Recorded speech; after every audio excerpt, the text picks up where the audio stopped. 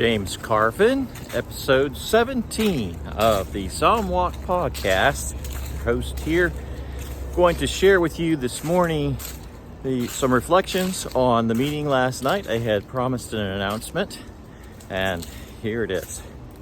At the meeting, we announced that we were going to be taking the Psalm Walk Life Group online every Tuesday night at 6:45. Once a week, be there. 6:45.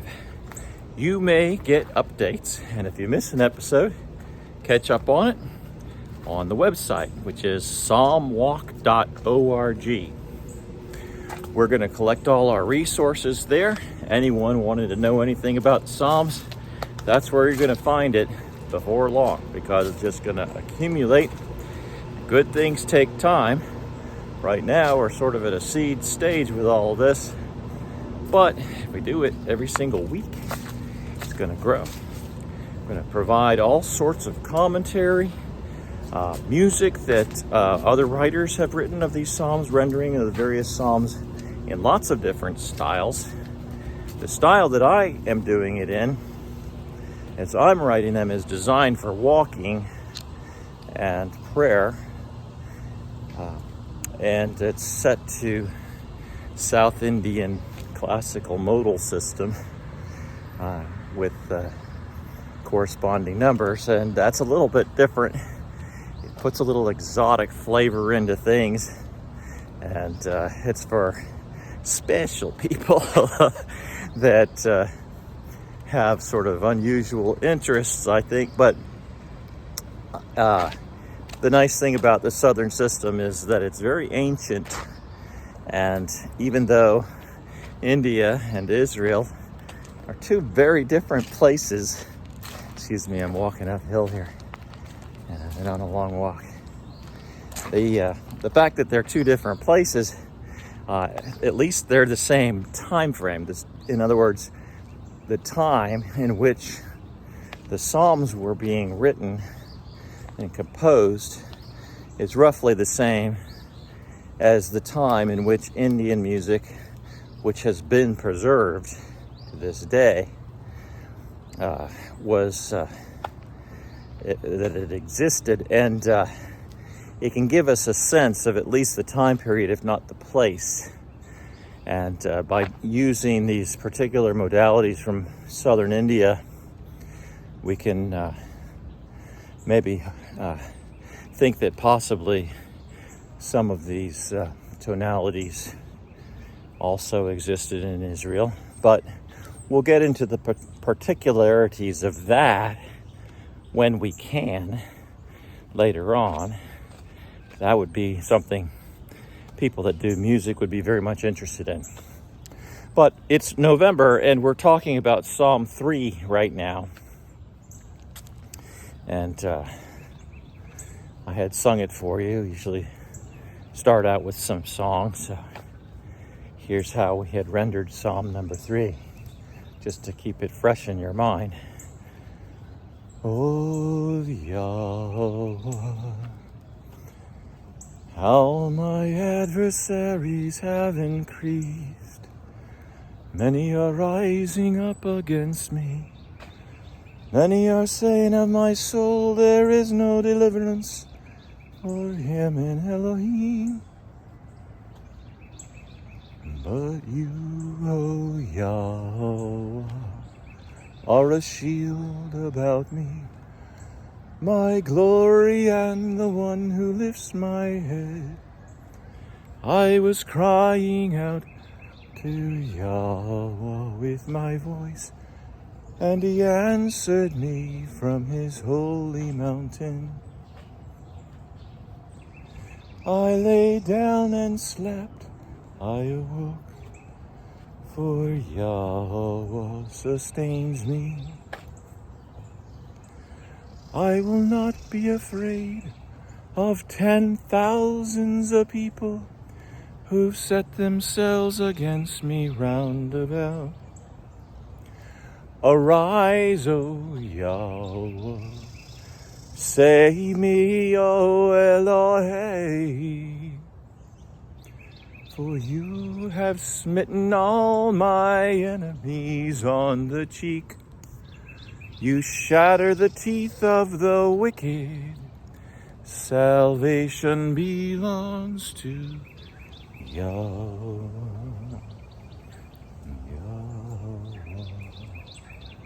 May your blessing be upon your people.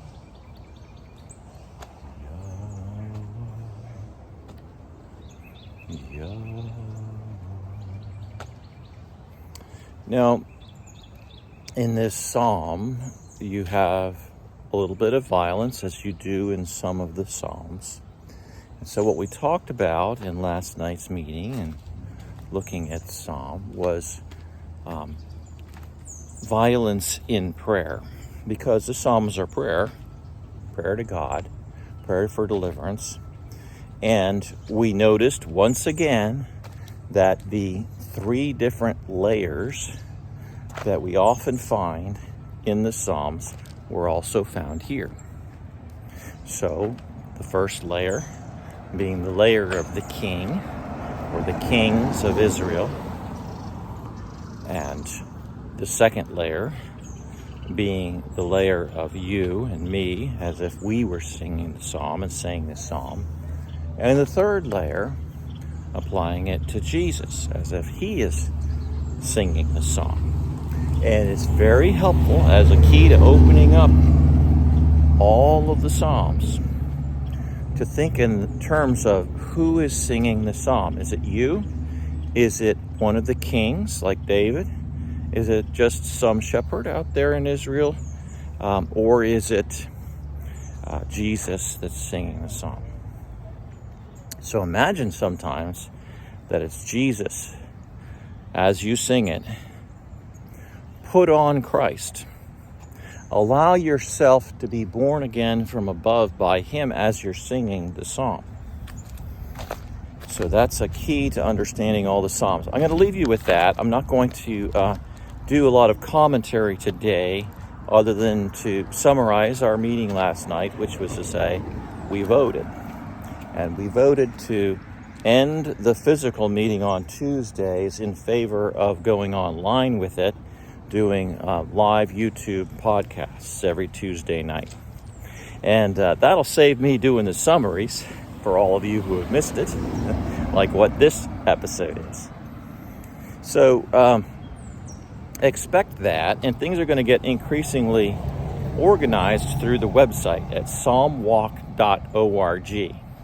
So make sure that you bookmark that. We're going to be doing a lot of work from there and referring to some of the resources that you'll find there. I put links to commentary from other YouTube links for those who, get in your car and you want to listen and learn while you're driving. It's a great way to do that, to meditate on the Psalms while you're driving. Or if you go for a daily walk or run and you just want to listen, and you're maybe not a singer, which most people are not singers, but some of the links to the Psalms that you'll find on the website are on a more traditional American style, and some of them are really a huge blessing. So we're going to make sure that we link up to all of that. This program is not about me composing.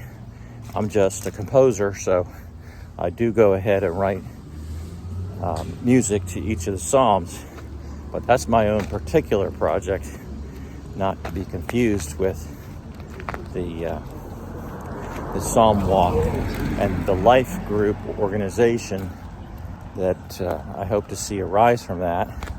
More of a movement than an organization, because there really isn't any controlling entity involved in it. It's just a bunch of people learning the Psalms in what I hope will become a renewal movement.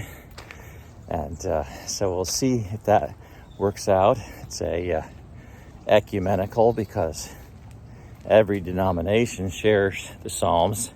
The Jews share the Psalms. You don't have to be a Christian to love the Psalms, psalmody. And to some extent, even the Muslims also share the Psalms and have their own verses that they like. We're not focusing on that.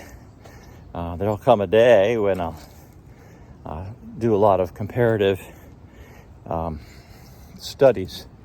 But for right now, we're just looking at how warfare works. And so speaking of Islam, you've probably heard about spiritual jihad. Now, spiritual jihad is something that we need to apply as one of the three layers. Because when we say these Psalms, speaking for ourselves, what we did was in the class, we inventoried through the different types of adversaries that we have. And so some of the things that went onto that board that were suggested by the participants there was debt is our enemy, debt, bills, and landlords. They don't mean to be our enemies, but that relationship can become very difficult. Political enemies exist. Doesn't mean they are physical enemies, that we mean any physical violence if we have to quote unquote fight. It means actually that we have to assert our legal rights in order to defeat our political enemies. And so there's that. Then there's the fact that our chief enemy is our own will and desire. When we're slaves to sin, our enemy is sin. If we have a new nature that is seeking God, then that's the enemy in sin. So if I have bad habits, my bad habits become my enemies. But fortunately, the victory belongs to the Lord. So in grace, by His mercy, we're saved. And this morning I did a Bible study. We were looking at the 6th chapter of Genesis, and Noah was described as a righteous man. And in looking at the previous Psalms, we weren't really finding that anyone was righteous. And everything that he does, he prospers. Remember Psalm number 1, and it's like, well, who prospers in everything that they do? Well, the Psalm says that the righteous prosper in everything that they do. And, being a tree planted by the waters, yields its fruit in its season, its leaf doesn't wither. I'm getting a little old, and my leaves are starting to wither over here, so I'm not going to confess concerning my own righteousness. I'm going to confess the Lord's righteousness in me as He's recreating me, and I can have an everlasting life through Him, but not through the old perishing man in a world that's where the ground's been cursed and where my nutrition supply is not perfect. But I can be restored by grace. Now, this is a battle that takes place within me constantly against my own self-condemnation, because when I do sin, I feel badly about it. But on the other hand, I have a merciful God who He wants better for me, and He's going to discipline me because He loves me, but He doesn't want the sin. He commands me to be holy the way that He's holy. So when Noah is considered a righteous man, the verse next to it says, for his time.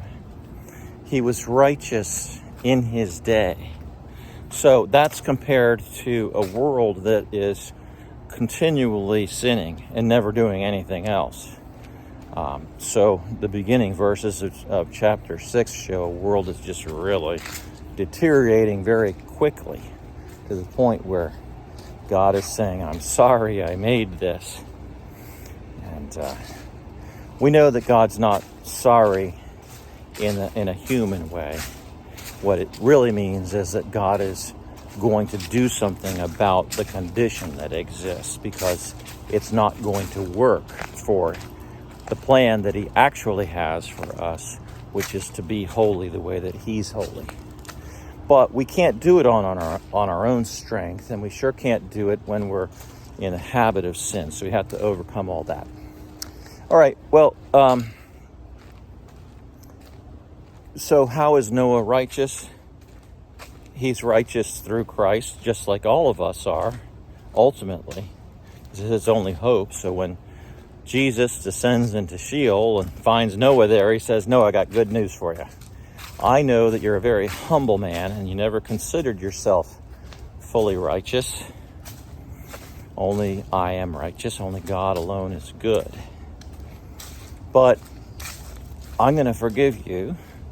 I've paid the price for all of sin, and what really matters is not that you become perfect. I don't expect that. What I want is for you to have all of the blessings that I created you for. And so I'm going to grant them to you. I'm going to give them to you despite your sin. So come on out of there, out of death, and be restored to paradise with me. That's how our attitude should be. Let's be as righteous as Noah was in comparison to the rest of the world. You can call you righteous in that sense, but still understand your very deep need for your Savior and for his mercy to overshadow your self-righteousness. But every single good bit of righteousness that we do have and cultivate in our world is really all from God in the first place. It's just the part that we have received and a portion of his righteousness already at work in us. And the rest of it, it's garbage. It's our enemy. And so we're constantly battling and striving and struggling for a better way in our life as we work out our salvation with fear and trembling, knowing that we're sinners, we sin. But we're not sinners because we have a new nature. A new Adam is replacing the old Adam. And that's where grace kicks in and saves us. All right, that's enough for this. God bless you all. Appreciate your supporting the channel. Tell a friend about it. Like, share, comment on these videos. Subscribe. Make sure you're subscribed. And tell your pastor about the Psalm Walk Life Group vision. And start a life group in your church. We're going to provide all the tools and the teaching in what we hope is going to be a renewal movement in the United States or other English-speaking countries, and then we'll take it from there. So God bless you all. Lord, have mercy on us. Bless us by your righteousness and your goodness. We're dependent on you. Thank you. Bless this day. Amen.